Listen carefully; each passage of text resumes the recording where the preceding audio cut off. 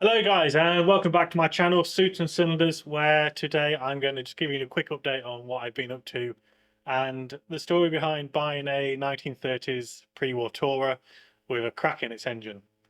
So as I've shown you in previous videos, over the last couple of months I've been trying to rebuild its engine back up, but it has been a bit of a hassle. Well, not a hassle, but it's a patience, it's a waiting game, because these things take ages to repair and you just have to wait around because there's not many people doing the repair work these days, especially where I live. So it has been off the road for about 5 months now. I bought the car back in September at auction. At the time, I had a 1942 Ford GPW, which is kind of a World War II Jeep, which me and my dad restored back in 2017 now. But it wasn't being used. Along with my camper van, I had a VW camper van. It just wasn't being used, so I just wanted to get rid and invest my money into something that I would actually use and do the stuff I really want to do these days, and that's kind of pre-war touring and driving. So at the time, I really wanted a Bentley, a pre-war Bentley, probably a Derby, but they're a little bit out of my price range, and I went to a well-known auctioneers, not intending to buy a car whatsoever. And this one came up, um, and it kind of took me by surprise because, again, I knew about the Alvis brand. It's such a prestige 1930s kind of brand, but I didn't know about the cars, their engines, or anything about them. So I kind of went in blind and purchased a car from auction. Now the cars are actually sold as seen. You can actually look around them. You can probably hear the engine, etc. But you can't actually drive them or take down the road where you would if you was private or from a dealership. So at the time, I thought, great, there's a car ready to go on the road, and I can go on rallies and start what I really want to be doing. But sadly not. I got home and took it for a ride, and it was overheating, sadly. Um, and I didn't really know why, because I had a modern water pump on it, I had a modern radiator. But when I opened up the radiator cap, it was bubbling. So I thought it's probably an air leak, and the air's replacing the water, so it's not cooling the engine down as it should. So I checked the head, and it had a crack in it. I didn't actually have any footage at the time. I'll try and put some up now if there is any. But if there isn't, it was basically a hairline crack from one of the stud holes to the side, through the water jacket, which was letting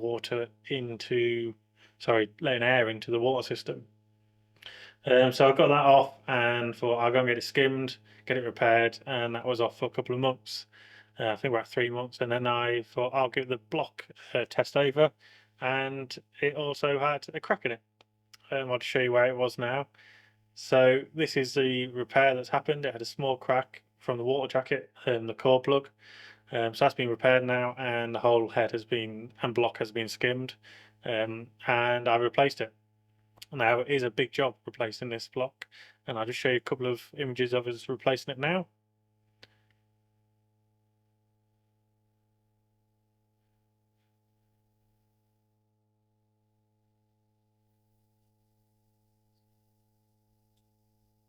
So as you can see, it's a pretty big job, a two-man job, um, but it is back on now and ready for the head. So the head is currently off being pressure tested. I want to make sure it's all okay before I really put it back onto the engine. But in the meantime, I stripped down the car. I took a couple of videos for you of stripping it down, what I need to do, the radiator, the wings, the spare wheel, and the manifold, just to give us a bit more room. And I don't intend to put them back on until the car is done. So yeah, I paid £30,000 for a car, and I've yet to drive it now, and I've spent probably another £5,000 on repairing it. But that's how it goes. It's you're fully aware of these when you're buying from auction, so you've got to be aware that these things could happen. It's not the greatest things to happen. You don't dance around saying, "Yeah, I can work on my car now," because that is a way to learn from it. But again, the knowledge I have of this car now is invaluable to me, and nobody could probably ever teach me it on this particular car. Um, so yeah, so that's basically what happened, and it's probably going to be about May time till actually get it out on the road, and I can actually go out and show you the car and do your 360 tour like I have my others. In the meantime, though, whilst I'm waiting on the engine to return the head, I am actually going to do some cosmetics to the vehicle. It's as I want it anyway, but I just want to add some modifications to it to make it a little bit better. So that's going to be getting a tonneau cover made for it. That'll basically cover the car, the rear of the car. So you don't have to have the roof up if it is raining and you want to go on long journeys. But I also want to get the seats remade because they are custom made seats for the vehicle, and they're in a beautiful leather. However, they are a little bit high for me. When I sit in the vehicle, they're nearly up to the back of my neck. So if I want to turn my body, it's really hard to kind of do that. They do keep you quite secure when you're on the road, and like they're kind of bucket seats, but this isn't going to be raced. It's going to be a tour, so I want it as comfortable as possible. So probably little bit more padding, and again, just lowered. So I will do a video on those two things I'm going to do, but I just want to give you an update on what I'm going to be doing whilst I'm waiting on the head. So this is why there's been a delay to my videos. It's not as if I could go down to the local parts centre and say, I need this part and then get it over the counter. You need to be waiting weeks or months for these parts to be either made or sourced. So it is a patience game when you're buying and owning pre-war cars. Um, Again, I do a lot of clothing as well. So I have been down to London. I've been sourcing clothing for my shop that I have, and it's just going from there. Really, it's just a waiting game. So I just thought I'd give you a quick update of what I've been up to. I've been to a couple of things. I've been to a car event called Rustival. That's hosted by iDriver Classic. She has a YouTube channel, which is great. She also reviews classic cars, and probably a bit newer than what I do, but again, great and really interesting videos. So head over there, and I'll show you a couple of videos now and pictures from that weekend that I went over. And here's my seeing it in between the midst of other beautiful classic cars. There was only a handful of pre-war cars there, sadly, but what was there was amazing. I appreciate all the cars from all eras, especially the Mercedes next to me. There's MX-5s there, there's Fords. There's quite a good range of cars. Along with, like I say, pre-war cars, there's a handful of Morrises, a couple of Austins, Standards. This was in particular my favourite, this Austin 7. It had some great patina to it. It looked like it had actually been used and loved in its life. Um, I am actually tempted to purchase an Austin 7 for future, but we'll see how things go when the Alvis is complete. But it was great to be sat next to. It was on the hub nut stand.